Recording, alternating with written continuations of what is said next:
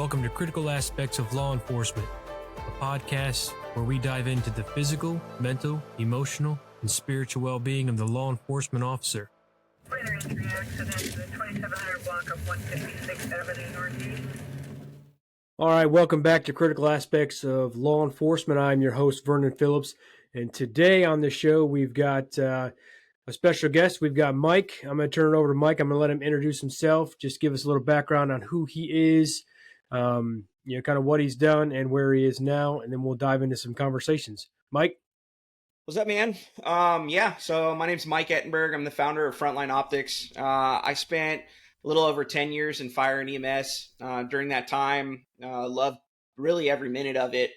And, I found myself, interestingly enough, starting to collect sunglasses while I was working, seeing as, our uniforms pretty much got everything already picked out for us. The only real style items we can get is a wristwatch and some sunglasses. So I started to collect those.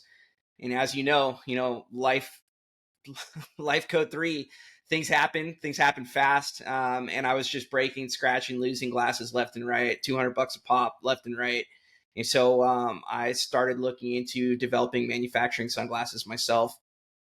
Took a couple years for it really just kind of take off. And once it did, I realized I kind of had something and it was growing pretty fast. And I had to make a choice as to whether or not I was going to stay in the fire service, which had been great to me, but was very challenging on the family, or to kind of move into this new venture that had opened its door for me, which allowed me to spend more time with my wife and my kids, and, ultimately a different kind of lifestyle balance. So I went full speed, Frontline Optics in October of 2022, and I haven't looked back since. That's awesome. So there's a lot there we want to jump into and cover, but before we kind of get into Frontline Optics, which is kind of obviously where you're at now, but let's kind of backtrack to your fire service. So how long were you in the fire service?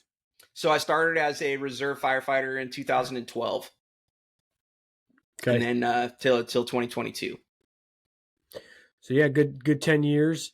And so obviously over the 10 years, there's probably a lot of things that you had been exposed to yourself, and also along with your fellow firefighters. So what is something that you did then, but also even now that you put in place to just maintain your overall physical, mental, emotional, spiritual well-being?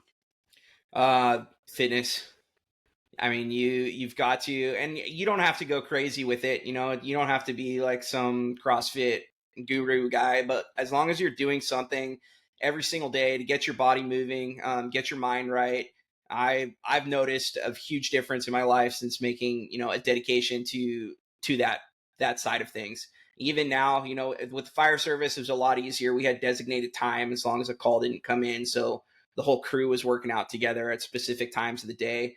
Now, obviously, setting my own schedule, if I miss a few days of exercise, I can feel it in my mindset. Stress kind of hits a little bit harder. You just don't handle things as well. And literally just getting out, moving around, even if it's, I'm not necessarily going to say a walk because I don't think walks are exercise, but maybe a fast one up a hill, or a little jog around the block, just something to get your heart rate up. It does leaps and bounds for everything and all other, facets of your life. Yeah, I think definitely getting out and getting moving and being physically active is important.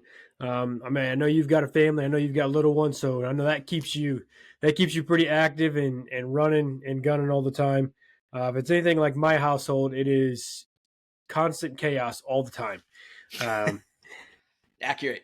Oh, Very yeah. Accurate. Yeah.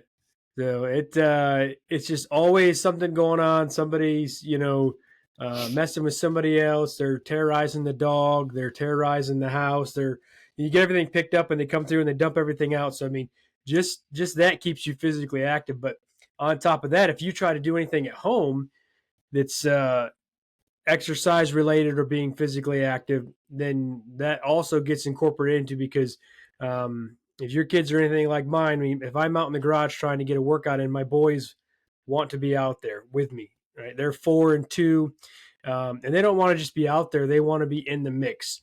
They want to be on the treadmill. They want to be lifting some dumbbells or something that, I'm like, hey, you're going to smash your toe. You're going to. something's gonna transpire there that's gonna end up with an emergency room visit. Um, I was this is probably something that you've experienced too, but I was in there last week and I was trying to get a workout in, and so my 4-year-old, I'll let him, on the treadmill, kind of just do a walk. It's at like half a mile, right? So he's just like slowly, and he gets frustrated because he wants to go faster. Um, so he says, "Hey, I got an idea." So he goes over and he gets his little, ride-on tractor, and he says, "I'm going to put this on the treadmill." I'm like, "No, that's a terrible idea." He's like, "No, it's going to be good." He's like, "It's going to make it go by itself." I'm like, "That's not how it's going to work." Uh, so I didn't let him do that, obviously, because he was going to end up in the garage door. But so I'm sure that you have some stories like that too with your kids, probably trying to incorporate them into your workout somehow. 100%, 100%. And sometimes, I mean, it's just one of those things that you got to do, right? So if it means getting a workout in, that's maybe not quite to the same level as you normally would, but keeps the kids involved, keeps them happy. It is what it is. Anytime I get down in the push-up position, like all my kids jump down as well. And no, they're not push-ups, right? What they're Yeah, doing, but yeah, at least yeah, they're kind of going through the motions, trying to figure it out. But it's instilling that value in them, right? Like if you're fat and lazy, your kids are going to be fat and lazy. If you take fitness as something that is a priority in life, it's going to be a priority in life for them, and that's going to serve them well into the future. So oh yeah, yeah, incorporate them as best you can in everything. yeah, yeah, and it can be frustrating. I mean, I'm sure you find it to be frustrating, because I even find it frustrating sometimes, because you're like, you want to get out there and you want to get a quick burner in, but um, with kids, it's never quick. So you got to kind of incorporate them somehow. Yep. Yep. So yeah, so obviously fitness is a big important aspect. I mean, to just kind of relieve stress, to kind of get that just kind of defunk a little bit. So when you start looking back over your career, before we kind of get into the frontline optics portion of it, but when you look back over your career, if you're willing to share, like, what was one of the most significant calls that you kind of walked through, and then how did you get yourself on the other side of that? So it's funny enough, one of the most significant calls, like I guess mental trauma related, that I'd ever gone through, I didn't realize how much it affected me until much later. So we went on a hanging, and I was still pretty young at that point. I was an EMT. I wasn't yet a paramedic. And we saw the call come in, and it was like, I got to get there first, right? So I'm driving like crazy, because you're stupid when you're young, right? Like you want to see all the nasty stuff, right? You want to get in there, and it's not until you see it and you realize kind of the damage that it can do long term. Oh yeah. So, obviously we got there, we found out a lot of backstory on this person. Unfortunately, he had offed himself, hanging, and left a note for his son not to go into the back room, to just call 911 essentially. And so the kid, of course, went to the back room and was the one who found his dad there. And, I got there, and again, I was young. It didn't really seem like that big a deal, other than, it was uncomfortable, I guess, to look at. But it wasn't until like 5 years later where I was trying to sleep, and all of a sudden that guy's face like popped up and it was like, now I don't want to go to the point of saying haunting me, but like the fact that this thing that I hadn't thought about in 5 years just randomly like came back. Right. And so, it's one of those things where you can focus on it or find a way to kind of heal from it. For me, I talk, I'm a talker. I don't hold things back. So when that started to happen, I talked to guys on the crew. I talked with my wife, who thankfully she was an emergency room nurse. So at the time, now she's labor and delivery, but she's seen her fair share of things as well. And it allows the two of us to be able to use each other as a coping mechanism to talk about the things that we saw, because we both can comprehend it and digest it, unlike, the general public, who it's just much too much for them. So, that was really how I got through it. I never really had one where I walked into the call and then walking out, it was like immediate baggage. It was calls that obviously came back later as I got a little further into my career, as I got a little more tired, I guess you could say. and the burnout kind of started to set Yeah. in. That was when you get like the cracks in your armor, and those little things start to like get in there and kind of loosen things up, I guess you can say, from that compartmentalization that you do, for the years prior. But yeah, talking through it, digesting it, not hiding from it, just kind of getting out in front of it has always helped me to move on and move forward. Yeah. I mean, talking is an important thing, but like you said, it's that cumulative buildup over the years, right? So it might not be, that first initial incident that you were on that kind of, puts you over that point, but it's, could be 5 years into your career, like you were saying, 10 years in, 15 years in, and, you just walk in and it's the same scene, same situation all over again. And then for whatever reason, right? It just kind of floods everything back. All the other ones that were just like that one, now are there, and you're dealing with everything at once because it's that cumulative buildup. It's not just, that one and done. And it's not even just that. It's also even anything from your childhood that, that now is being brought up into where you're at now because it's just that cumulative buildup to where you've just pushed everything down or, stowed everything or kind of just, hey, tossed it back, but then everything comes up at once. So instead of dealing with it one at a time, right now you're left to deal with a whole myriad All of of it them, at once. all of it at Yeah. once. So I think it's vital and huge that you even say, talking about it, because that is something that historically first responders are not good at, right? Is talking about the critical is talking about the trauma and talking about things that are bothering them. But that's one of the reasons why I do this, and we kind of go through the format that we do is because if others can hear other people talk about it and share their experiences and kind of how they've walked through it and how they've gotten on their side, then maybe it'll encourage them to then share and not hold all this stuff in to where at one point it's all just going to come flooding out, or that door is going to fly open, or that lid's going to pop, and then you're left with a larger situation than if you just kind of, hey, let's process everything you know as it comes and take that emotional fuse out and deal with it and then move on.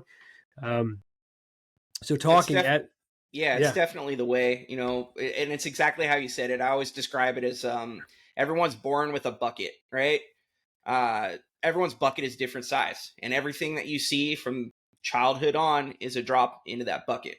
Some people's bucket never overflows, and I'm jealous of those people. They're able to handle anything that ever comes their way, and they just move on with their life, and it's fantastic.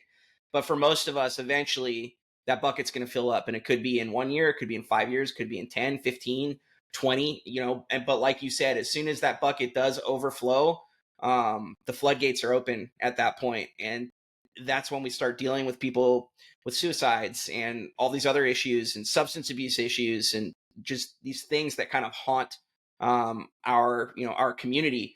And a lot of that does come from not managing that bucket, and doing what you can to kind of limit your exposure.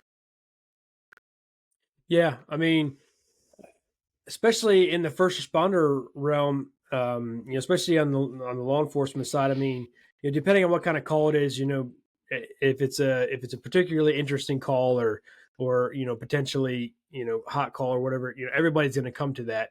But it doesn't mean just because you come to that doesn't mean you got to go and subject yourself to whatever it is. Especially if it happens to be like a really bad, suicide where somebody's really just blown off the top of their head, and a bunch of other people show up and they're like, hey, you got to come in here and see this. It's like, you don't need to go in and see it, Right. right? You don't need to go in and subject yourself to that. You don't need to go in there and introduce that into your life when there's just not a need for it. I mean, hey, if you're the first one on scene, you've unfortunately that's that's the card you drew, and Right. you got to deal with it. You got to handle that call, and then you can process it afterwards. But that's the thing, is processing it afterwards and talking about if it is kind of a stuck point for you. But like you said, a lot of times we just kind of continue on, and we just let that bucket fill up and never take the time to stop and just kind of empty it out every once in a while and Right. say, hey, let's just kind of dump some of this out and get moving forward. Well, you hit a good point there too. I mean, I had a captain he was fantastic, and we would have these calls, right? And you need to have a medic a lot of times go in and just officially pronounce that this person is gone. And it was obvious. PD was usually there first, and they would let us know what it was, and the captain would just stop the whole crew at the door and just send the one guy, whoever was the unlucky one, you could say at that moment, who's going to be the paramedic of record for that call, to go in. They'll deal with the trauma of it. They'll see it. They'll put their name, on the paperwork to pronounce, and go out and saves the other three members from the crew from having to be exposed to that one more Yeah. drop in the bucket. So for all of you listening who are in leadership positions, keep that in mind. That's a huge thing you can do to protect your people. Yeah, no, that's a great point too. I mean, you don't have to if you don't have to subject yourself to that, or subject your people to that, then don't. Um, they're going to be subject to enough things already. So don't give them anything extra that they don't need to have. Absolutely. So you brought up you touched on something real quick there when you said you brought up the word suicide. And when we start looking at the first responder community, obviously, we know that suicide is an issue, right? It's kind of a hot button topic. It's kind of some people want to talk about, some people don't. Some people don't want to acknowledge the fact that, for law enforcement, more law enforcement officers die as a result of suicide than any other means. So, and I'm pretty sure it's like that in the fire world as well. 100%. And when we look at that, and I see the numbers, and the numbers stay pretty consistent every year. For me personally, I think there's two reasons for that. I think, and I share this all the time, is I think that it's because people get to the point where they just feel completely isolated. They feel like they're all alone, and that nobody else is experiencing what they're going through. And that also the devil's a liar, right? And he's going to capitalize on that hopelessness and despair. And he's going to feed that lie that they are by themselves and they are alone, when the truth is they're not. It may seem like that in the moment, in that situation, but there's a lot of other first responders that are there, willing to help, willing to talk to anybody.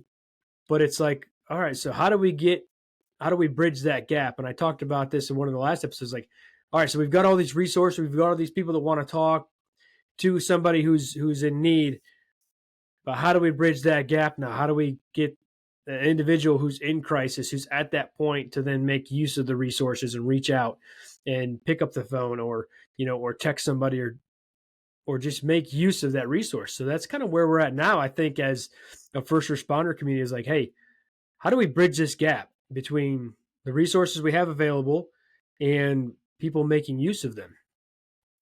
Yeah, I mean, the first thing is the stigma, which I feel like they're doing a better job now of identifying that mental health is a problem. It is something that we should focus on, and kind of keep the idea that we're too macho, right, to have these feelings out of the picture. Which 10 years ago that wasn't the case, right? You would be told to tough it up, Mm-hmm. put your big boy pants on and get to work, versus they're like, all right, let's like have a critical incident stress debriefing after this gnarly call. Does anyone need to go home for the shift? And we can call someone else in.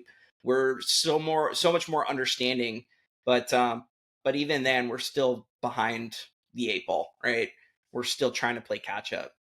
There's a lot of resources out there. I know there's one that I've heard of, and so I don't want to like butcher it too much, because I don't know all the details, but it's called Saddles for Service, or Saddles in Service, out here in San Diego. And they take first responders out and basically teach them to maintain horses and then ride horses. And it's this opportunity to just do something so significantly different while caring for another animal. And it kind of takes the ability to take out whatever it is that you've got inside you, and now care for this other like beautiful animal, essentially, from like all aspects of it, and then go for a ride.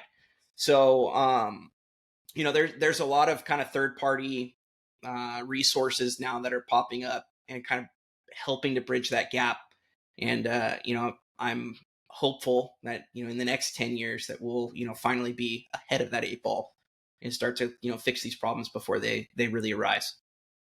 Yeah, and you said something there that I thought was very interesting, because I think that it's something that some agencies do really well at and some don't. But you said, after a particular, critical incident or whatever, saying, hey, look, do we need to circle up and kind of talk about this, or does anybody kind of need to, you know, go home for the rest of this shift? A lot of times that doesn't happen. That's not an option, right? Where somebody they're involved in a particular, let's say it's a bad critical incident, and then after that they go right back to shift, right? Or maybe they've got to come right back in the next day because they've got to finish out their tour. And I think that there's some agencies that are getting better at that, especially with depending on the situation, depending on the incident, and just how significant it is. But then I think a lot of times it's just call after call after call after call. And it's just, like I said, like we talked about earlier, it's just that cumulative buildup. And you never get that opportunity just to stop and kind of go, okay, let's kind of walk that last one back. It's just a lot of times you don't get that opportunity. It's just you're just going all the time. Yeah, I was definitely fortunate enough to work for an agency that was very progressive in that sense. And so through the majority of my career, I had those resources available. And when we did have those calls, that team would either be spun up, or it would be, if it was like a borderline call, it would be posed as an option. Does anyone feel like they need this? And at least in our group, there was no ego when those types of situations did happen. If one person on the crew felt like they needed it, it would come for everybody, the chaplain and the whole bit. So it's nice to see. I hope that more agencies can get behind it. It's an investment in your people. Yeah, and that's good. And that's what it is. It's investing in your people, just so that they are, the best that they can be. That's what you want. You want them to be going out there and serving the community and be at that optimal peak performance for them to go out and do that job effectively and efficiently.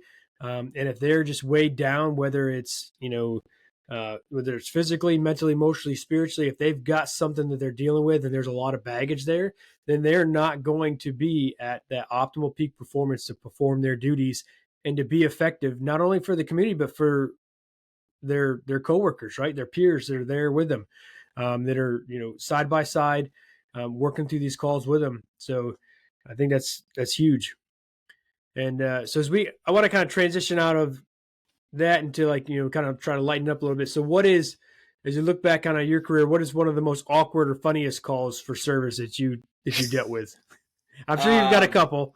Yeah, anytime that like a dildo or something like that comes out on a call is always pretty entertaining for everybody. It was right after marijuana was legalized in California, and we had a bunch of doctors, and we didn't know what was wrong. We came in, there was this one guy as pale as a ghost on the ground.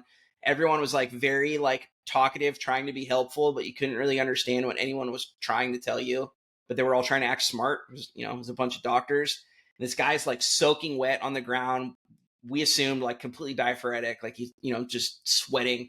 Find out later that the guy was just high out of his mind, and they thought to like make him feel better to have him lay down on the floor, and they would dump water on top of him before calling 911. So I don't know, that one always was just like, it was pretty entertaining. And if you're a medic, any medics or even EMTs here that are listening have idea of like cardiac monitors. One of the doctors, as we kept on coming out, he was telling us that his friend was sinus tach at the radial site. And sinus tach is like a rhythm that you see on a monitor. It's not something that you feel. So just the fact that this guy was like, again, trying to be like a doctor and trying to sound smart, but was so out of his element that he was just throwing these words out there. It was pretty entertaining once we figured out what was going on. That is pretty funny. So what is some advice you'd give to those who are just coming into the career? So maintain healthy habits early. So what you eat, get good sleep, get a good exercise routine in, basically invest in your body so that your body can serve you into the future. That would be, number one. Number two is, you're going to hear from everybody how awesome these jobs are, right? They're not that awesome. Do I love the job? Absolutely.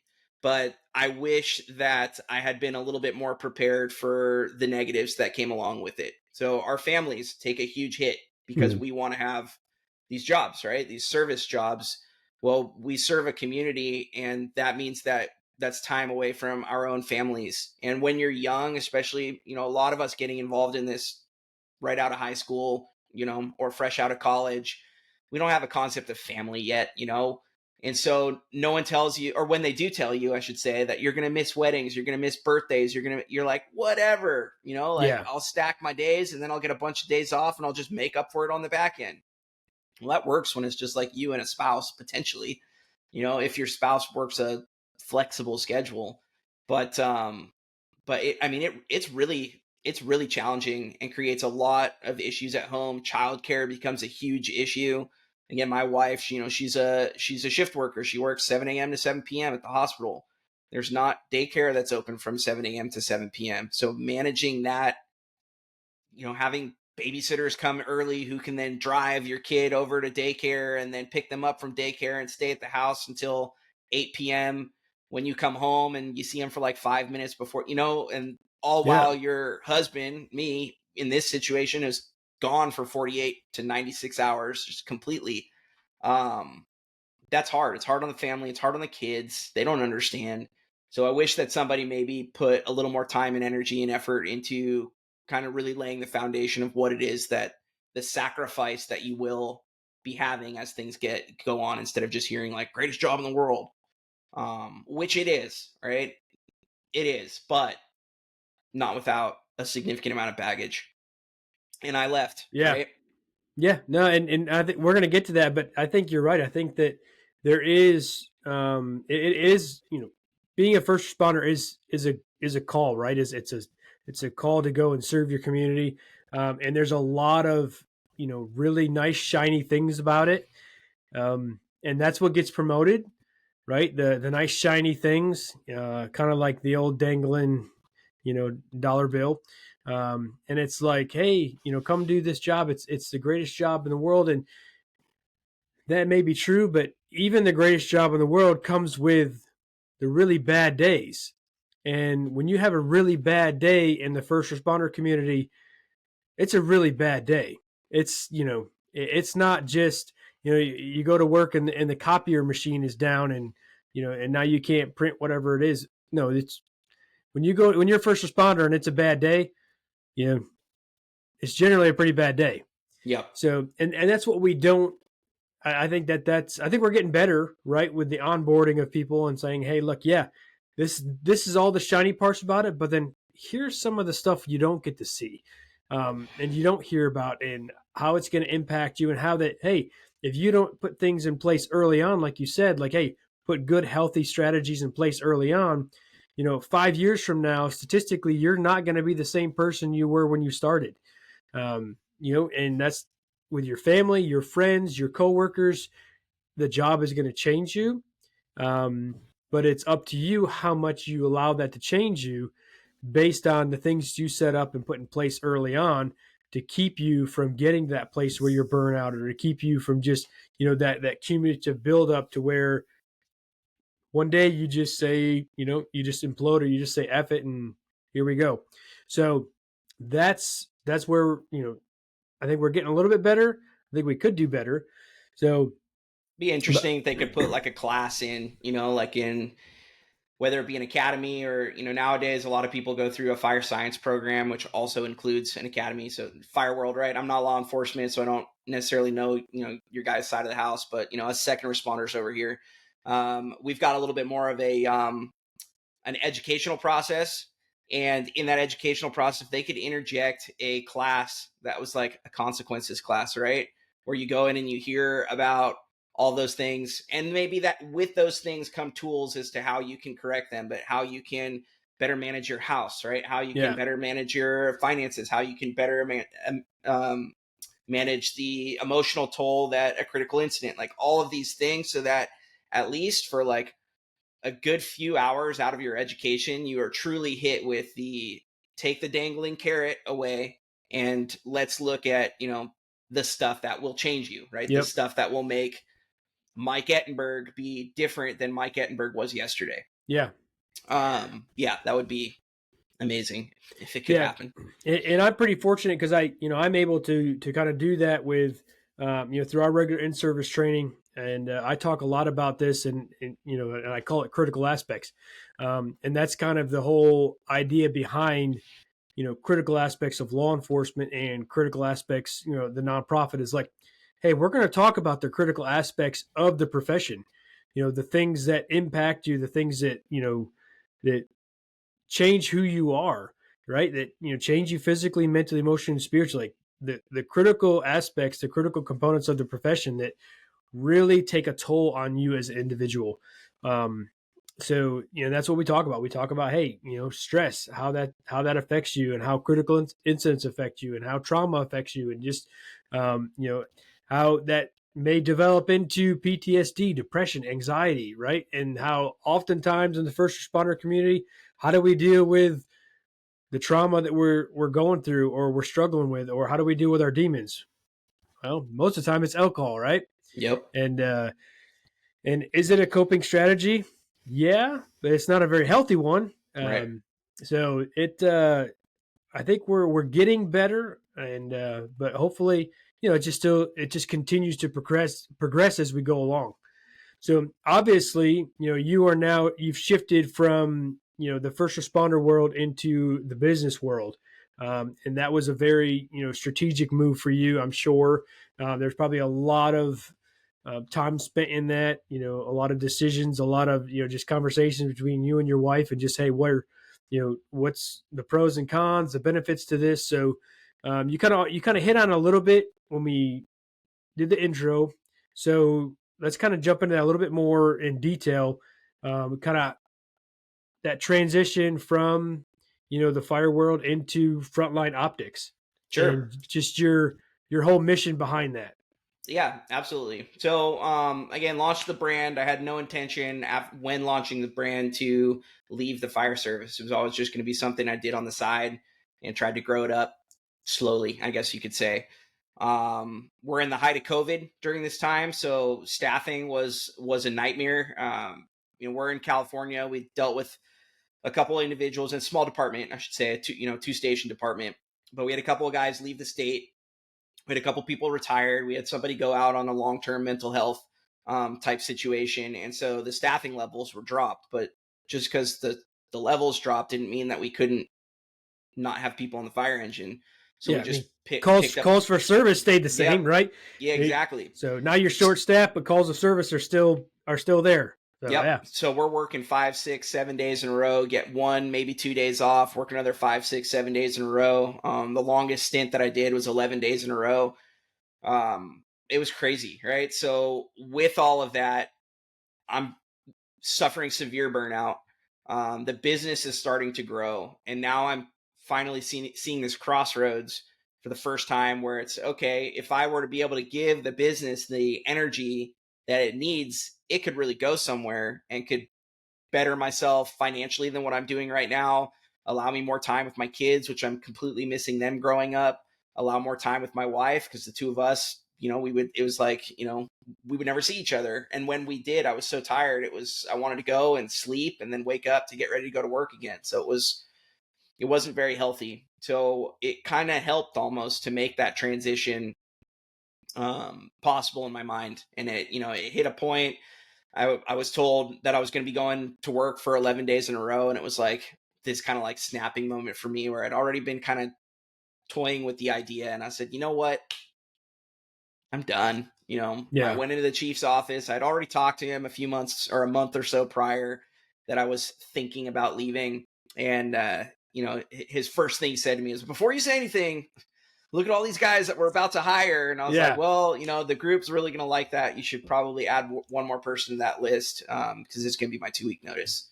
And that was it. And October of 2022, I ended up walking away, focusing on Frontline full time. And then I teach now as well. So I'm teaching EMT and paramedic. So I'm helping to bring up the next generation, kind of teach them the things that I've learned, kind of pass the torch, you could say, while I, move on to, other ventures. Yeah, and that's good because if you're teaching, you can be a mentor to those coming in. Um, so, But kind of, Yeah. so how has this changed? How has this changed just kind of like family dynamics and home life, switching from the fire service world into, business world with Frontline Optics? So it was hard at first, um, being home so much when you're used to being away and kind of self-pacing your day, and then going into, stay-at-home dad basically for a bit is a bit of a transition. Sleep was challenging at first because I was so used to getting woken up in the middle of the night that if I heard the baby crying, I would wake up, and it was like I was immediately adrenaline shot, right, firing on all cylinders, because that's what used to happen as I Yeah. was going to work, right. And so learning how to adapt to that was definitely a challenge. But as I have now, I mean, I've got a nice routine. I'm in my house right now, right, in my home office. I can work from here. I can go down and have lunch with the kids. I can go out and take them for a walk. I don't miss baseball games and jujitsu and any of that stuff, right? I get to be a very present dad, and we go on a ton of vacations, a ton of camping. Because again, if I got my laptop with me, I can work. So I can work from pretty much anywhere, and it gives us the opportunity to really take advantage of working around the kids' schedules, and giving them, the most experience we possibly can, and just being the most present father that I can to make up for the years that I wasn't really around. Mhm. Yeah, and I think I think that's a huge thing. So, why is it so important for you? And this is kind of a a curveball question, but why is it so important for you to be a present father? Because that's that might be a term in the first responder community that maybe can kind of touch a nerve with some people or kind of hits home. Yeah. Well, I mean, I'm sorry if I struck a nerve, right? But reality is reality. It is, yeah. So let's face it, kids whose parents aren't around get into trouble. They tend to lash out. They tend to have some like anger problems. They tend to, they just don't have a male role model in the home to show them how to act, how to be, right. And then in addition to that, with with a spouse that also works, a lot of times they're not with either of their parents, and it's just not the greatest dynamic for emotional growth, I would say. um it's the nature of the beast, and by being there and being present and showing them, when something happens that makes you uncomfortable, how do you handle it? Do you get upset and yell and scream, or do you, take a deep breath and problem solve? And they're learning that, just like they're learning to go into the gym, like we talked about earlier, right? That we take care of our bodies and we go and work out. That's what dad does, right? Well, they're seeing that same stuff in how we handle problems, how we deal with different situations that come up. They're learning from us at all times, even when you don't think they are. Their ears are always on. They're always watching you. They mimic you. And for anyone who's a parent, I'm sure they've seen it where their kid makes some, sidebar comment about something that's like Mhm. totally inappropriate, but what you do all the time. And you're like, I know exactly where they got that from. It's this guy right here, Yeah. So it's the same stuff. You can be a positive role model, or you can be a negative role model. Um, I want to be a positive one. I want my kids to want me to be around and want me to be involved in their lives. And there's a few people that I work with who have very strained relationships with their children, some of which that they don't even talk to. And I don't ever want that.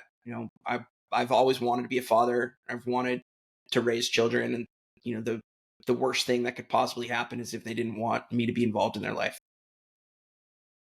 Yeah, and I think that when you start talking about, I mean, for you, it just happened to be just the timing with Frontline Optics and just kind of where you were in your career. But even if you're still in your career, I think there is a valuable point to just because you are in the first responder realm, whether you're in fire, whether you're in law enforcement, doesn't mean you can't be present, right? You just have to make that be a priority. You have to be intentional about that. When you're home, be home, and on your days off, make sure that that's the time you're spending with your family, right? Because that is your social support network. That's your first level, first line social support network is your family. But oftentimes that's the first group we isolate and we distance ourselves from because you know historically we haven't been taught how to manage right? Our emotions and the stress of the profession, mixed with the stress of home and just everything else. So, figuring out a way to say, okay, hey, I'm going home, but I want to be present. But at the same time, it's been a really rough day. So, maybe you need to call home or text, before you get there and be like, hey, it's been a really rough shift. There've been a lot of things, that transpired. As soon as I get home, I just want to, kind of collect my thoughts. I just kind of need to decompress before I kind of really engage and kind of jump right into home life. And if you have to do that, if you have to schedule that in, then do that so that when you do get there, you know, you're present, right? You can be, Exactly. you can go in there, you can be active, you can be engaged, and you're not hit at the front door with something going on at the house, because then that gives, your spouse or whoever's there time to say, okay, hey, look, it's been a rough day. Yeah, maybe I've had a rough day too, but let's kind of meet in the middle and let me kind of clean some things up here so that when they come home, right, they can just take their time just to decompress. Then we can come together and we can be present together, right? But a lot of And I just times, want to, yeah. Go sorry, ahead. Sorry, no, go ahead, Mike. so I just want to kind of jump in on that. So, again, being present doesn't mean that you have to be there 24/7, right? If you are trying to give 24/7 or even just your off days 100% to your family and your kids, and you're not investing in yourself, then you are not giving the best version of yourself to your family. So, like you said right there, you have to put yourself first a little bit so that you can be that better version of yourself to be present for your kids. So if that means on the way home from work, instead of going right to work, you go to the gym, right? You go and do something, or maybe you meet up with a friend for some coffee, or you go and play basketball, whatever it may be, right? Pickleball is the big thing these days, I guess. It is. Pickleball is, It's yeah, taking over. It's it taking is. over. Yeah. I pickleball, man. I don't understand it. I play and I'm like drenching sweat, and then I play with these guys that are like 60 years old and they haven't dropped a drop of sweat, and they're just like wiping the floor with me. But regardless, back to the point, is just if you invest in yourself and you give yourself the ability to put your best foot forward for your family, that will in turn create for a much better dynamic between you and your kids and everyone in between. Yeah, because if you are not investing in yourself, and it sounds really selfish, right? When you start talking about, the idea of self care, and when we start talking about self care, we're not talking about getting into some really hippie, weird stuff, and you know, let's all take our shoes off and ground ourselves with Mother Nature and all that. It's you're just taking care of yourself. You're taking that time to make sure that you are healthy, right, in all those areas. So I talk about the physical, mental, emotional, and spiritual, right? Because that kind of, I feel that those are the building blocks of any individual person. So when you are investing into yourself in that way, and you're practicing self-care to make sure that you're healthy, to make sure that you're emotionally and mentally stable and spiritually balanced and all of that, then it gives you the ability to then invest into other people. But if you are an absolute walking chaos, because you have not taking care of yourself and you're not managing the things that are going on, then you can't invest into somebody else, right? You can't effectively invest into the relationship with your kids, the relationship with your spouse. It's going to be strained because you're giving them what's left. And they know the difference between giving them your best and giving them what's left. So it's a huge thing. And the other thing is, talk to your spouse. Like, if you've had a rough day, then tell them it's been a rough day. You don't have to go into details and then dump all of your trauma on them, right? Because they want to know what's going on, but they don't need to know all the details of what transpired. But they want to know what's going on with you, so talk to them, right? When you stonewall, that's just another defense mechanism that goes up. That's just another bridge that you put in between you and your spouse. That's one of the biggest things is communication, right? And a lot of complications, a lot of fights, a lot of disagreements come out of not communicating well with each other, because somebody's probably not really talking, and it's probably you, because you don't know how to express that. You don't know how to express the bad day, but you know just let them know, like, hey, it's today really sucked. Before I come in, I just need to kind of clear my head. And then once I get in, hey, we can talk about it. I'm not going to tell you everything that happened. I'm not going to go into detail, but it was really rough. So Yeah, that's huge. That's huge. I mean, you made a commitment to your spouse, right? We need to make sure that we can nurture that as much as possible, and the job definitely has its way of getting in between there. oh yeah, And communication, like you said, is key to ensuring not too much communication. Unless you've got somebody who's also in law enforcement or in fire EMS who really understands it, and you can share those details. If you don't have it, you need to at least give them just like the high level. I had a bad day. This kind of thing happened. Give me a minute, and that'll go tenfold. oh yeah. I mean, you spend so much time, in the first responder world, essentially coming in and fixing other people's problems, right? And you'll be the first one to invest and make sure that you can kind of help somebody. And you'll talk to somebody till you're blue in the face to get them to to kind of reason with them, to get them to kind of de-escalate or whatever, to help them through whatever they're going through. But you get home and it's like you got nothing left, and you just go straight into, all right, hey, we're gonna fight, let's go.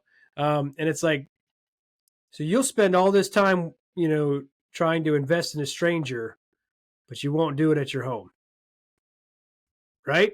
It's true. So it's sad, but it's true.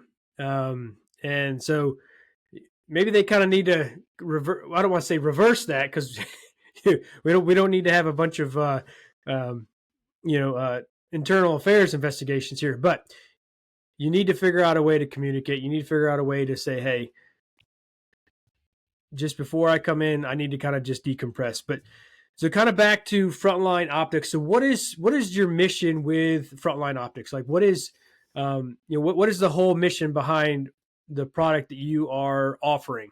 Yeah, so we want to provide a product by first responders for first responders that support first responders. So that's pretty much us in a nutshell. So I set out to make sunglasses that were durable, affordable. A lot of them are ANSI Z87 rated, so they're functional, right? Functional fashion. They for the most part, they comply with uniform policies. Some don't allow for the mirrored finishes on the lenses, but we have plenty of those styles that don't have the mirrored finish. So we kind of have something for just about everybody. And they're durable, so they're made to take a hit, whether you get in a fight with someone trying to arrest somebody, or they get thrown around the back of a fire engine, or tossed around the back of an ambulance, that they're going to hold up. And when they do break, we have a no questions asked replacement program. So lose them, break them, anything happens to them, we'll replace it one time, no questions asked. There's a small service fee that has to be taken care of prior to us shipping out the new ones to help cover the fulfillment costs. But ultimately, we want to help to support first responders with a high quality pair of sunglasses at a price point significantly lower than your designer brands that are out there. And then we give 5% back to the First Responders Children's Foundation. Oh, So all right. yeah, and that's 5% top line revenue. That's not 5% of profit. So before we take anything for ourselves, we make sure that 5% goes out, so we can make an impact within our own community. Absolutely. So what is your goal for Frontline Optics moving forward? Like, where do you hope to see the company in the next 5 years? In the 5 years, I'd like to see it at a point in which we start to have some brick and mortar stores. I really want the brand to resonate with people. So we're constantly involved in, charity outreach type events. And, we want to be seen as a brand for our people, by our people. And so it's more than just a dollars and cents thing that we're up to here. It really is something that I want the name to resonate within the entire first responder community, where when you hear it, there's no, what's that? It's, what style, style did you get? Right. What are you wearing? So, that's our goal. It's obviously a steep mountain to climb, but we've gotten where we're at already, which is leaps and bounds ahead of where most people in my circle thought it was going to go when I first started it. And I just feel like we're just getting started. So. Yeah, so if there's somebody who's listening that does not know about Frontline Optics, where can they go to learn more about the product and see some of the products? Yeah, so head over to our website, frontline-optics.com. We've got our whole story there, a little bit about me, about our replacement program, about the charitable components, and you can see all of our sunglasses. And then we're very prevalent on Instagram. So you can find us at Frontline Optics. And from there, you'll see, a bunch of different styles, a bunch of people wearing them throughout the country. You can look at the comments sections and see that the people are pretty much, they're digging them, right? Yeah. People like them. And we also have a full, verified review section on the website as well. So you can read on there and see what people say about them. We do offer free shipping, free returns, so you can always try them. I know buying sunglasses off the internet is not the easiest thing, especially everyone's got a different face shape. So a different shaped face, that's what I was trying to say. Yeah. But yeah, so you can try them, get them to your house, make sure they're a fit for you before 100% committing. There's no restocking fee or anything like that. So we want you to be 100% satisfied. Awesome. And I'll plug that in the show notes, to where they can just link right over to the website. But yeah, if they want to reach out to you, they can find that on the website and then also through Instagram. Correct. All right. So, and before we wrap up, because it's been a good conversation. I've appreciated you coming on, but when you look back through your fire career and where you're at now with Frontline Optics, how much has your faith played a role in that and where you're at today?